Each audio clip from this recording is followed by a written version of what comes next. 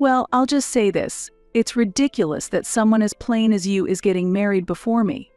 You'd look better in that ragged dress, and even the groom and relatives will tell you so.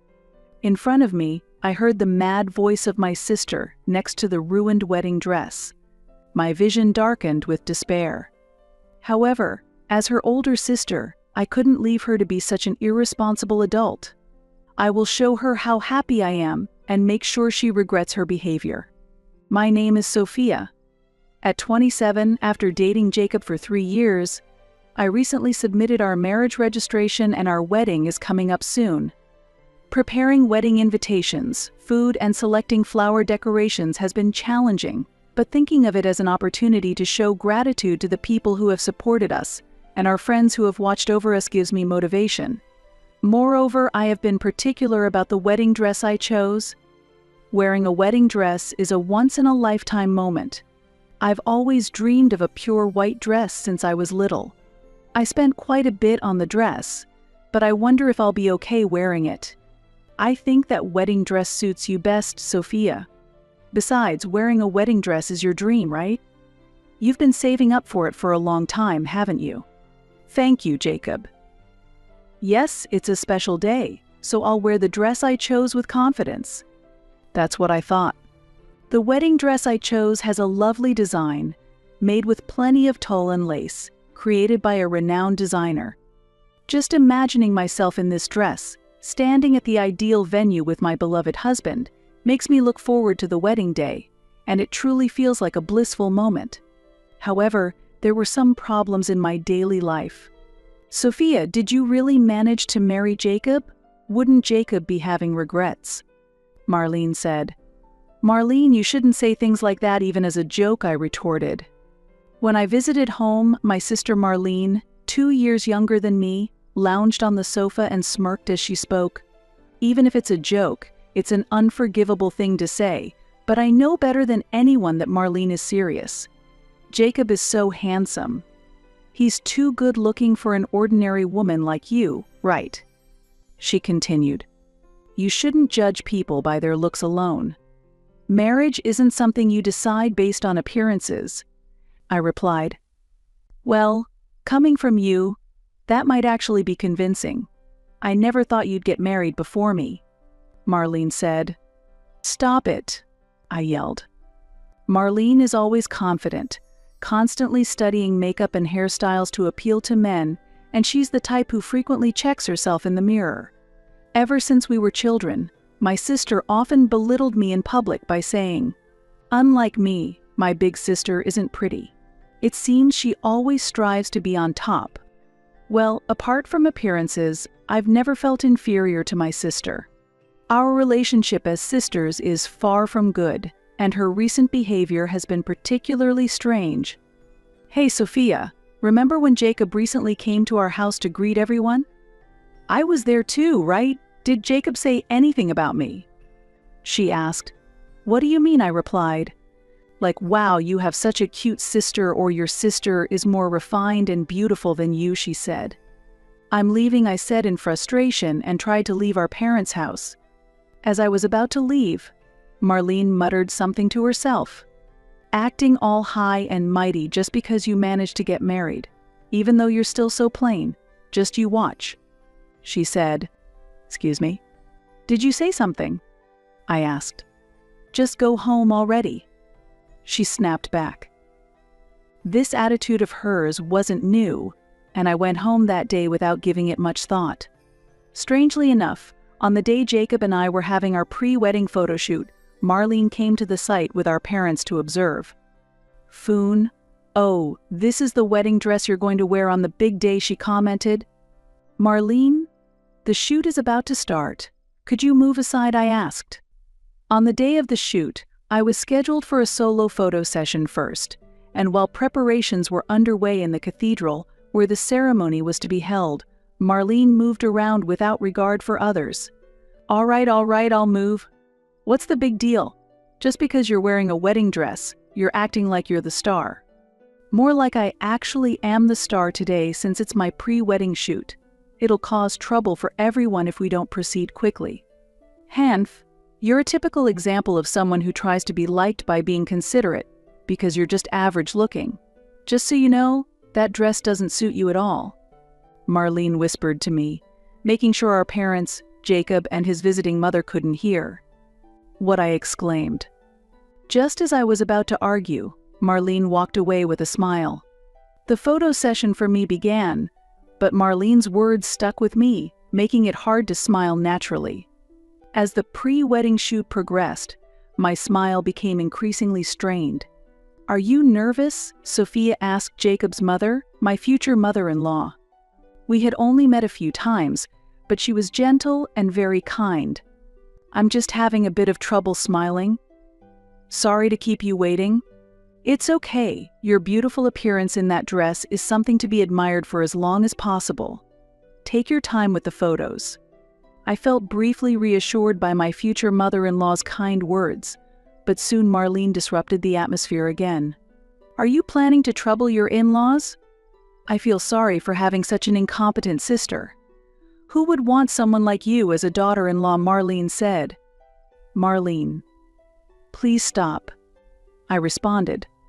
At that moment, my future mother-in-law stepped between us and said with a smile, "It's so thoughtful of you to accompany your sister for her pre-wedding shoot. But this is for Sophia and my son. Please step back a little." She gently took Marlene by the hand and led her to the corner of the venue. As the shoot continued, Marlene watched me with a stern expression, repeatedly clicking her tongue in displeasure, worsening the atmosphere. "Maybe your sister's feeling lonely, like I stole you away from her." Jacob joked. "I'm really sorry." I apologized. Marlene's presence made the fatigue feel much heavier. But finally, the preparations were complete. There's no such thing as over-preparing for one of the biggest events of your life. I did a final check to make sure everything was ready. As my wedding day approached, Jacob and I traveled together from our new home to the venue, where we proceeded to separate dressing rooms upon arrival. Soon, the moment I had dreamed of would arrive, when I would wear my ideal wedding dress and vow eternal love with the person I cherished. A childhood dream was about to become reality. Filled with a slight nervousness and overwhelming joy, I was about to open the door to the bridal dressing room when, unexpectedly, it swung open from the inside. "Marlene, why are you coming out of there?" To my surprise, it was my sister who emerged from the room. As she closed her bag with a spiteful smirk, she said, "Oops, I mistook it for the toilet. Is the bride's dressing room really this shabby? It's sad you have to get ready in a place like this, but it might be just right for you." With those words, Marlene hurriedly left the scene. Although she was a family member, it was still too early for her to be here. Puzzled by Marlene's strange behavior, I entered the bridal dressing room and was shocked by what I saw. The room, elegantly decorated to provide a calm atmosphere, now held a horrifying sight. There hung my wedding dress, mercilessly slashed and ruined. "What is this?" I exclaimed. The dress, clearly identifiable by its tulle and lace details, was supposed to be mine. As I stood dumbfounded before the ruined dress, the makeup and costume staff entered the room. Seeing me frozen in front of the tattered dress, the staff could not hide their disturbance. When I asked if anyone had been in the room, they told me that my sister had claimed she was setting up a surprise decoration for me and had asked everyone to step out. Could Marlene have cut the dress? Why would she do such a thing? I wondered. While I wanted to deny it, the circumstantial evidence pointed to Marlene being the culprit. My suspicion intensified, especially because of her behavior ever since my engagement was announced and the way she had looked at me with hatred during the pre-wedding shoot. With trembling hands, I took out my smartphone and called Marlene. "What? Do you need something?" Marlene answered the phone immediately. Trying to hold back tears, I asked her clearly, "Marlene, can you tell me what you were doing in my dressing room earlier?" "Huh? Didn't I say I mistook it for the toilet? Have you forgotten already? Are you really that silly?" she replied. "That's definitely a lie. You ruined my wedding dress, didn't you?" I confronted her. As I pressed her with heightened emotions, Marlene laughed and said, "What? Something wrong with the dress? It's awful that you suspect me. Maybe this is divine punishment for your bad personality. It's sick that you seem to enjoy this. It's proof that you did it. Why did you mess up my dress so badly?" I expressed my anger openly. "Ugh, what a hassle." "Do you have any proof that I did it?" Marlene said nonchalantly and continued, "Well, just to say, it's weird that someone as plain as you is getting married before me. You'd look better in that ragged dress, and even the groom and relatives will tell you so," Marlene said, and then she hung up the phone. The dress in front of me was beyond repair. The staff, who had temporarily left the dressing room at my sister's request supposedly for my sake, were constantly apologizing. But no matter how much they apologized, the dress would not return to its original state. I kept telling the staff, "It's okay," but I was really unsure if I could continue with the ceremony. In the midst of this desperate and heavy atmosphere, there was a gentle knock on the door of the bridal dressing room. "Sophia, how is your preparation going?" What is this?" my mother-in-law exclaimed as she entered. She had come to bring some refreshments for the staff. However, as she stepped into the dressing room, which felt more like a funeral than a wedding then, she looked very serious. "Why is the dress so damaged?" "The truth is, my sister." As I began to explain with disappointment, my mother-in-law nodded quietly and said, "I see. But it was good that we prepared a backup, not knowing what might happen." "What do you mean by a backup?" "Sophia, I have a suggestion," said my mother-in-law. Normally calm, my mother-in-law then showed a serious expression and offered me a strategy. "If you support me, I'll give it my all." Thanks to that strategy, I found the resolve to perfect a wedding that I once thought I would have to cancel. Just you watch, Marlene. I will show you how happily I shine, and I will surprise you. Seeing my regained spirits, the staff became even more enthusiastic about decorating. With a new determination different from the emotions I had in the morning, I was ready to face the wedding. From the magnificent chapel set outside the venue, solemn music flowed. As the large doors in front of me opened, there stood my father, with the aisle leading to the altar before us. At the end of the aisle, at the altar, Jacob, my groom, was waiting. As I started walking down the aisle with my father, gasps of surprise rose from the guests. My father was shedding tears as he walked beside me. Meanwhile, Jacob, who was unaware of the situation, seemed surprised. With my veil still on, I sneakily glanced at Jacob's surprised face and also quickly checked the family seats on the bride's side. There I saw Marlene, who had expected me to appear in a tattered or hastily prepared dress, her expression surpassing astonishment. Marlene was so shocked to see me entering the chapel that she stood with her mouth agape, unable to move. I walked past my sister towards Jacob. As I left my father and took Jacob's hand, Marlene started to fidget with the handkerchief she was holding. We exchanged rings, shared our vow kiss, and exited to a shower of flowers. As we walked past Marlene during our exit, the handkerchief she had been pulling at finally tore. This ceremony was not about troubling my sister, but about sharing our joy. I momentarily forgot about my sister and fully savored the joy of the moment. After the group photos outside the chapel were finished, we were directed to head to the reception venue. It's good that it ended smoothly. I was really surprised. You've chosen such a beautiful dress. Before returning to our respective dressing rooms, my husband and I exchanged a few words. Amidst the pleasant atmosphere as guests began heading to the reception venue, Marlene suddenly shouted loudly, "Wait, why are you wearing such a nice dress?" Marlene was pointing at the dress I was wearing. "What's with that long veil and even wearing a tiara? Your chest is also quite shiny. Why are you standing out so confidently when you're supposed to be less noticeable than me? You don't have the right to be so presumptuous." Marlene began shouting as if admiring the dress, but at the same time berating me. She clearly looked frustrated, but the dress I wore was indeed attractive. The dress featured a long veil woven from high-quality lace, and a glamorous tiara decorated with Swarovski crystals. The silk shone beautifully, and the rich volume of the hem resembled a royal wedding. The chest was modestly yet delicately adorned with Swarovski crystals, too. It doesn't matter whether I'm beautiful or not. Every bride has the right to wear a dress she loves and have a wonderful day. You always look down on me, Marlene, but really, who do you think you are? I retorted. Everybody knows that beautiful people are above the ugly. Ugly people have a lower social status. Look, clearly, I'm the one who takes care of herself and looks beautiful, Marlene said as she turned to the guests and smirked maliciously. The guests, including our parents, were all shocked, and none could say anything. Taking their silence as agreement, Marlene gained more momentum. See, I'm definitely more beautiful. Yet I don't have a boyfriend, and my ugly sister gets married first. I can't accept this, she continued. Marlene glared at me fiercely and suddenly lunged at me.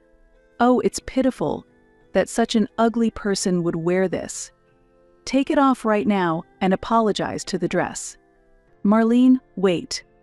This is an important wedding dress borrowed from Jacob's mom. It's what she wore at her wedding, so don't touch it, I screamed. As I tried to stop Marlene, venue staff and Jacob quickly intervened and restrained her. Marlene initially resisted, but quieted down when she heard what I said. Wait, that means it's a second-hand dress? So you were wearing rags after all. Treating something second-hand so preciously, you really are poor. Plus, being given rags by your mother-in-law, you're already being bullied, aren't you? No dreams or hopes at all. Serves you right, she said. I will not allow you to call this dress a rag. In the midst of the guests' merriment, Jacob's mother intervened quietly. She stepped forward with a smile and explained. That dress is a haute couture piece, specially made. It cost $200,000 when it was first made. $200,000, Marlene exclaimed in shock. The price of silk and Swarovski has gone up since then, so it might be even more valuable now. We've had specialists handle its storage, so it's in perfect condition, she continued. Hearing this, Marlene's complexion turned pale. It seemed that specifying the actual price had a significant impact on someone like her. Why would you give such an expensive item to my sister? Marlene stammered. Because Sophia is very kind and will make a wonderful bride, Jacob's mother explained gently. It makes me very happy to think that my precious wedding dress is being worn by my dear daughter-in-law. That's not the point. Why was such an amazing dress prepared in the first place? Marlene pressed on. Marlene had likely assumed there was no backup dress and carried out her plan to ruin the original one. Jacob's mother then smiled slyly at Marlene and said, Marlene, do you remember how harshly you glared at Sophia during the pre-wedding shoot? Even after I pulled you away from her, I noticed you kept looking at that dress on your phone. I suspected you were planning something. I thought you were just a clueless old woman, Marlene muttered. Yes, our family and my husband are wealthy, so we're sensitive to malice from others. Jacob's mother replied smoothly. That comment particularly struck Marlene. What? You are wealthy? So Jacob is rich too? He's rich and handsome, so why did he choose my sister? Marlene screamed in increasing confusion and frustration. Why did I marry Sophia? Actually, I was planning to talk about it in my speech at the reception. Jacob answered shyly to Marlene, who had turned red with inquiry. When I first went out to eat with Sophia, she suggested we split the bill. It was the first time someone had ever suggested that to me, and I was surprised.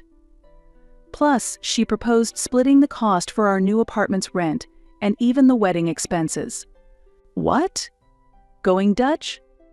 I don't understand. If Jacob is rich, he should pay for everything. Is he lacking in generosity?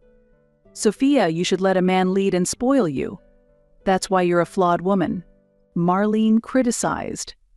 That's exactly it. Every woman I've dated said the same thing and only saw me as a wallet. But Sophia is truly independent, the first woman I've met like that.